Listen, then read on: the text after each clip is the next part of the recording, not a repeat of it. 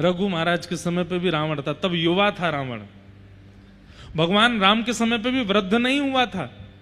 हमारे नाना जी कभी कभी राम कथा सुनाते हमको तो बताते थे, रावण कोई वयोवृद्ध नहीं था, राम जी से आयु में बड़ा दिखता था ऐसा नहीं, उसको देख करके ऐसा लगता था कि उसके पुत्र उसके पुत्र अक्षय कुमार आदि भी उसके सामने बड़े लगते थे। रावण इतना युवा लगता था।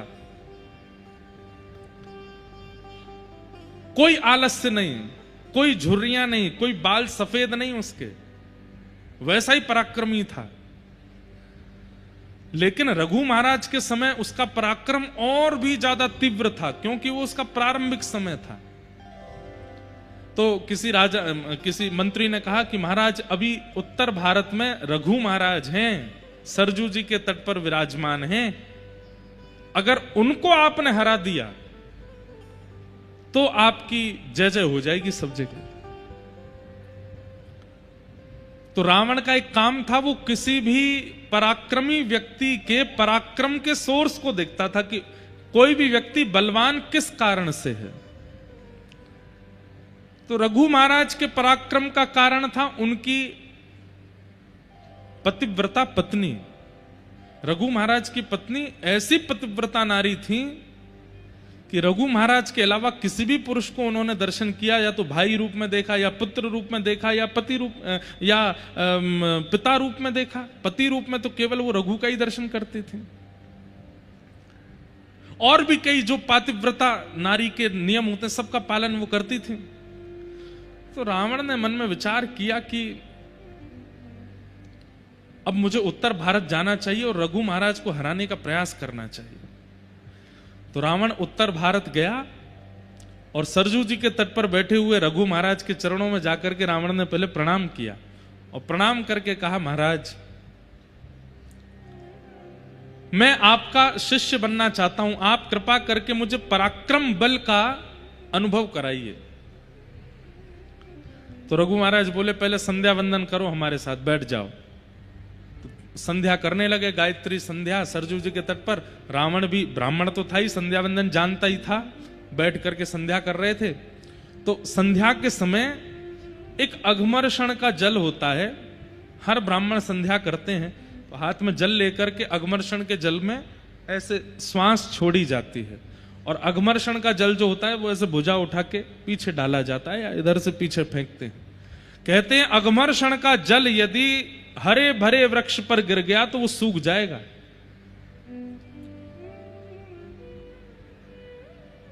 रघु महाराज जब अघमर्षण का जल हाथ में लेकर के बैठे थे तभी उनके चिंतन में आया कि दक्षिण भारत में कोई एक गरीब ब्राह्मण है, उसके पास एक गैया है और उसके गाय के ऊपर एक शेर ने आक्रमण कर दिया है, और वो ब्राह्मण विचलित होकर के गुहार कर रहा है, प्रार्थना कर रहा है, मेरी गैया को बचा लो, मेरी गैया को बचा लो, मेरे भोजन का कारण केवल ये गाय है, इसकी रक्षा कर लो। लेकिन कोई भी रक्षा नहीं कर पा रहा था। तब उस ब्राह्मण ने दक्षिण भारत में बैठे बैठे मन में विचार किया कि अगर रघु महाराज यहां होते तो मेरी गाय की रक्षा करते। उसके विचार करते ही यहां पर संध्या काल के समय रघु महाराज के मन में वो दृश्य दिखने लगा, और जैसे ही दृश्य दिखा तो रघु महाराज बोले, अब दक्षिण कैसे जाऊं मैं उसकी गाय बचाने। तो उन्होंने तुरंत अघमर्षण का जल लिया और भुजा उठा करके जैसे ही पीछे डाला, उस सिंह का आवाहन करके अयोध्या में अघमर्षण जल फेंका गया और दक्षिण में उस सिंह की मृत्यु हो गई और गाय की रक्षा हो गई। बगल में बैठा रावण क्या कर रहा था, वो इनके मन में प्रवेश करके मन में क्या चल रहा है वो सब देख रहा था। तो रावण ने इस दृश्य का दर्शन कर लिया। रावण ने तुरंत संध्या पूरी होती कहा, आपने यहां बैठे बैठे उसकी गाय की रक्षा कर ली, ये तो अद्भुत है, आप कैसे कर लेते हैं ये। रघु महाराज बोले, कुछ दिन रहो, सिखाएंगे तुमको भी। रावण सीखने लगा, शिष्यत्व ग्रहण कर लिया रघु महाराज का। कुछ दिन बाद रावण ने प्रार्थना की, बोले भगवान आप कृपा कीजिए, हमारी लंका नगरी दर्शन करने के लिए चाहिए, मेरी लंका में एक बार चरण पधरा दीजिए। रघु महाराज ने तुरंत एक सीख उठाई और सींक उठा करके सरजू जी के तट पर बैठे बैठे ही पूरा नक्शा बना दिया और कहा ये तुम्हारी लंका है। बोले जी ये उत्तर द्वार है, ये दक्षिण द्वार है, ये पूर्व द्वार है, ये पश्चिम द्वार है, यहां तुम्हारी पत्नी का कक्ष है, यहां तुम्हारा भाई कुंभकर्ण सोया है, यहां तुम्हारे भाई विभीषण रहते हैं, यहां तुम्हारे बच्चे रहते हैं, ये रहते हैं, वो रहते हैं। देखते ही बोले आप गए लंका? बोले मैं कभी नहीं गया। बोले आपको कैसे पता? ये तक बता दिया कहां कौन सा वृक्ष है और उस वृक्ष में कैसे पुष्प लगे हैं, कैसे फल लगे हैं। अयोध्या में बैठे बैठे रघु महाराज ने पूरी लंका दिखा दी रावण को। इतने में ही रावण चरणों में जैसे गिरा तो थोड़ा रावण से बचने के लिए, थोड़ा पीछे हटने के लिए उनका जो हाथ था रघु महाराज का, वो लंका के बनाए हुए नक्शे के एक कोने में थोड़ा पड़ गया, तो वो लंका का वो नक्शा जो था एक कोने से मिट गया। तो रघु महाराज बोले राम राम राम राम, ये तो अनर्थ हो गया। तो रावण बोला क्या हो गया? बोले ये गलती से हमारा हाथ पड़ गया, इतना हिस्सा तुम्हारी लंका का समुद्र में डूब गया होगा। रावण बोला आप क्या बात कर रहे? बोले जाके देख लो। रावण जब गया तो उतना हिस्सा टूट के समुद्र में डूब गया था। रावण ने कहा भैया ये सामान्य नहीं है, मैं कितना भी इनके चरणों में रह लूं ऐसी विद्या तो मैं प्राप्त कर ही नहीं पाऊंगा। अगर मैं ऐसी विद्या प्राप्त नहीं कर सकता तो ऐसे विद्या वाले को रहने भी नहीं दूंगा पृथ्वी पर। अब रघु महाराज से मुझे सीखना नहीं है, इनको नष्ट करना है, क्योंकि मुझसे पराक्रमी ज्यादा है और मैं ऐसा पराक्रम कभी नहीं सीख पाऊंगा। बहुत दिन बाद हमको ये कथा याद आई है, ध्यान से सुनना। तो रावण ने क्या किया? बोले अब इन जैसा तो मैं नहीं बन पाऊंगा, तो इन्हीं को नष्ट कर दूं। और कैसे नष्ट करूंगा? बोले इनको नष्ट करने का एक ही उपाय है, इनके पत्नी का पातिव्रत धर्म नष्ट हो। और वो कैसे होगा? तो एक दिन रघु महाराज कहीं दूर देश गए हुए थे। रावण ने मन में विचार किया आज मैं रघु महाराज का रूप धारण करके जाऊंगा और इनकी पत्नी का पातिव्रत नष्ट कर दूंगा। रावण रघु महाराज का रूप बना करके अयोध्या में घुस गया। सब लोगों को लगा कि रघु महाराज जी सब प्रणाम करने लगे, सब वंदन करने लगे। लेकिन जैसे ही रावण ने अपने निज कक्ष में प्रवेश किया रघु महाराज के, तो रघु महाराज की पत्नी, उन्होंने जैसे ही नेत्र उठा करके देखा, देखते ही पहचान गई और बोली रावण तुम्हारी इतनी हिम्मत, तुम मेरे कक्ष तक घुसे चले आए भीतर। तो रावण बोला मेरे रूप को कोई नहीं पहचान पाया, आप कैसे पहचान गए? तो बोले रघु महाराज का एक नियम है। बोले क्या? वो जब अपने राजभवन में प्रवेश करते हैं तो उनके मस्तक पर अयोध्या के रज के कण दिखाई देते हैं। वो नित्य अयोध्या को प्रणाम करते हैं, यहाँ की रज को लगा करके आते हैं, और तुम्हारे माथे पर वो रज दिखाई नहीं दे रही। तुम उन जैसा रूप तो बना लिया लेकिन उन जैसे नियम नहीं ला पाए हो, इसलिए मैं पहचान गई हूं कि तुम रावण नहीं, तुम रघु नहीं हो। और भी कई नियम हैं। रघु महाराज जब कक्ष में आते हैं तो वो सीधा मुझसे बात नहीं करने लगते, उनका एक नियम है, उनका एक शिष्टाचार है, वो तो तुम सीख नहीं पाए। केवल रूप बनाने से कोई रघु महाराज थोड़ी हो जाएगा। तुरंत आज्ञा कर दी, बोले इसको बंदी बना लो। बंदी बना लिया। रघु महाराज आए तो पत्नी ने सारा सत्य वृत्तांत बताया। बोले आपका शिष्य बना घूमता है, आपका रूप बना करके मेरा पातिव्रत नष्ट करने आया था। तब रघु महाराज ने तुरंत एक बाण संधान किया और कहा रावण आज तेरा वध मैं करूंगा। इतने में ही ब्रह्मा जी प्रकट हो गए, क्योंकि रावण ब्रह्मा जी की खूब उपासना कर चुका था, शंकर जी की उपासना, देवताओं की खूब उपासना उसने करी थी। ब्रह्मा जी प्रकट हो गए। प्रकट होकर के कहा हे महाराज आप कृपा करो, इसका वध मत कीजिए। बोले क्यों नहीं करूं, आप क्यों इसका बचाव करने आए हैं? ऐसे राक्षसों को क्यों चाहते हैं कि आप जीवित रहें? तो ब्रह्मा जी ने कान में बताया क्योंकि भगवान ने संकल्प लिया है कि वे आपके वंश में अवतार लेंगे और वे आपके वंश को सुशोभित करेंगे अवतार धारण करके, और अवतार धारण करके वे ही इस राक्षस का वध करेंगे। कृपा करके आप इसको मत मारिए।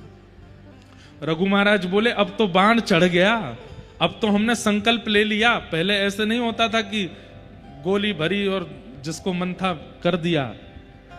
पहले ऐसा था कि जिस पर बाण चलाना है धर्म युद्धों में वहां संकल्प आदि लेकर के, गोत्र आदि बोल करके तब बाण छोड़ते थे। बोले सामने वाले का गोत्र क्या है वो पता होना चाहिए, तभी बाण छोड़ा जाता था। तो बाण पर सब गोत्र आदि सब अंकित हो गए। तो बोले अभी रावण को ही मारेंगे और रावण के प्राण इसी बाण से जाएंगे। अब मैं इस बाण को वापस कैसे ले सकता हूं? तो ब्रह्मा जी बोले आप इस बाण को मुझे दे दीजिए। जब कालांतर में प्रभु श्री राम आपके वंश में आएंगे, यही बाण उनको दे दिया जाएगा, इसी से वो इसको मारेंगे और इसी से उसका वध होगा। इसलिए कईयों ने प्रश्न किया, बोले राम जी ने 32 बाण मारे, 33 बाण मारे, 50 बाण मारे, रावण क्यों नहीं मरा? क्योंकि उसके प्राण जिस बाण में थे वो बाण अंत में आकर के मिला। फिर नाभि तो बहाना बना, और नाभि का भी एक प्रमाण है कि नाभि में मारना है तभी, पर वास्तविकता यह है कि इसके बीच की एक कथा और है। जब राम जी ने अनेक बाण मारे और रावण नहीं मरा, तब विभीषण जी ने बताया, पहली बात तो ये बताई कि नाभि में मारो, दूसरी बात बताई बोले प्रभु इन बाणों से नहीं मरेगा ये, क्योंकि इसके प्राण तो पहले ही एक बाण पर आपके पूर्वज रघु महाराज ने लिख दिए थे, और वो बाण इस वक्त ब्रह्मा जी के पास है। तुरंत राम जी ने ब्रह्मा जी का आह्वान किया तो ब्रह्मा जी ने तुरंत बता दिया, बोले महाराज मेरे पास नहीं है। बोले जब मैंने रघु महाराज से बाण ले लिया था तो रावण ने देख लिया था, रावण को पता था कि मेरे प्राण इन्हीं बाणों में हैं, तो रावण ने खूब घनघोर तपस्या करके मुझे प्रसन्न करके वरदान मांगा। तो मैंने कहा वरदान मांगो, तो इसने वरदान में वही मांगा कि वो बाण मुझे दे दो जिसमें मेरे प्राण हैं। राम जी बोले तुमने दे दिया होगा। बोले प्रभु मैं भूल गया था कि वो बाण मांग सकता है। बोले फिर क्या हुआ? बोले वो बाण ले जाकर के इसने लंका में कहीं छुपाया है, अब वो नहीं पता कहां है। राम जी चिंता में बैठे, बोले रावण मर नहीं रहा है, इसका तो एक बाण में प्राण है। हनुमान जी महाराज आए, बोले भगवान कितना भी बड़ा राक्षस हो, कितना भी बड़ा धनवान व्यक्ति हो, कितना भी बड़ा बुद्धिमान व्यक्ति हो, वो अपनी गोपनीय से गोपनीय चीज किसी को नहीं बताता सिवाय अपनी पत्नी के। अपनी पत्नी को जरूर बताता है, और विशेष रूप से तब जब पत्नी भोली हो, सीधी हो, पत्नी को जरूर बताया था देखो इतना लाख रुपया यहां रखा है, इतना करोड़ उधर रखा है, कल को मुझे कुछ हो जाए तो तुम ले लगे बच्चों का पालन पोषण कर लेना। बोले महाराज ये बात किसने कही? हनुमान जी, इसीलिए तो वो बुद्धिमान हैं। हनुमान जी महाराज की बुद्धि की पराकाष्ठा हनुमान चालीसा में सब बोलते हैं। उनसे बुद्धि विवेक की कामना हम लोग करते हैं, उन जैसा बुद्धिमान कौन होगा? उन्होंने कहा, बोले प्रभु हो ना हो, रावण पूरी लंका में अपने प्राण जिसमें बसे होंगे वो कहीं और नहीं, अपनी पत्नी के पास ही कहीं रखा होगा, आप कृपा करें तो मैं जाके लेके आऊं। बोले जाओ। तो हनुमान जी ने एक बटुक ब्राह्मण का रूप बनाया, पहुंच गए मंदोदरी के पास। अब मंदोदरी तो रो रही थी और रो करके बस प्रार्थना कर रही थी, हे महादेव मेरे पति की रक्षा करो, मैंने सुना है इतने बाण राम जी ने चला दिए, अभी तक तो सब ठीक है, कृपा करके मेरे पति की रक्षा करो। इतने में ही हनुमान जी आ गए ब्राह्मण का रूप धारण करके। तो मंदोदरी के पास जैसे ही पहुंचे तो ब्राह्मण देख करके और चरण पकड़े, हे विप्र देवता आप मेरे पतिदेव को आशीष दीजिए ना, उनका बाल बांका ना हो, ये राम जी तो भगवान है, ये उसको उनको मार ही देंगे, मेरा सुहाग चला जाएगा, कृपा कीजिए ना। देवी तुम क्यों रोती हो? अरे तुम भूल गई क्या? और हनुमान जी ऐसे बात कर रहे हैं जैसे इनको सब पता है। तुम भूल गई क्या? क्या? अरे एक बाण है जिसमें रावण के प्राण बसते हैं, और वो बाण यहीं लंका में ही उसने छुपा रखा, जब तक वो बाण नहीं मिलेगा तब तक राम जी उसको कैसे मार देंगे? अब ये तो हो गई थी हजारों साल पुरानी बात। मंदोदरी बोले अरे हाँ वो बाण तो मेरे ही भवन में रखा है। हनुमान जी बोले पता तो चल गया है, एग्जैक्ट हाउस नंबर और पता चल जाए वो कैसे पता चलेगा?